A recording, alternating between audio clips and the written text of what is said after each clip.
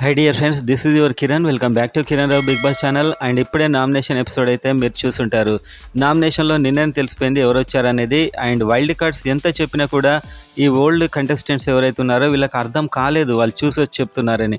ఇంకా దాన్ని డిఫెండ్ చేసుకోవడానికి ట్రై చేయడం షాకింగ్. ఈ వీక్ మీ ఓటు ఎవరికో కామెంట్ చేయండి, వీడియోని లైక్ చేయండి. అండ్ ఫ్యాన్ బేస్లో ఎవరు దుమ్ము లేపుతున్నారు అనేది ఇప్పుడు మనం చూస్తూ మాట్లాడదాం. సో ఈ ఓటింగ్ పోల్స్లో అయితే గంగవ్వ 22 to 23 టాప్లో ఉంది. గంగవ్వ ఓటింగ్ అయితే ఎక్కువే ఉంటుంది దాదాపు ఈ వీక్ అంతా. అండ్ విష్ణుప్రియ 20.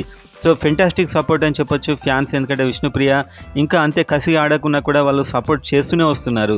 ఈమె కొంచెం ఆడినా కూడా పెద్ద బ్రేక్ ఇద్దామని చూస్తున్నారు, కానీ ఈమె ఆట ఆడుతుంది కానీ కసిగా ఆడట్లేదు. Next Yashmi 17 to 18%. అండ్ యష్మికి అయితే వాళ్ళ చాలా ఫీడ్బ్యాక్స్ వచ్చాయి, ఏది పాజిటివ్గా తీసుకోలేదు. నేను ఇలానే ఉంటా, నేను ఇలానే పోతే. యాక్చువల్గా ఈమె డిఫెన్సే అటాకింగ్లా ఉంటుంది అండ్ చెప్పే విధానంలో యాటిట్యూడ్ కనిపిస్తుంది, అదే పెద్ద ప్రాబ్లం.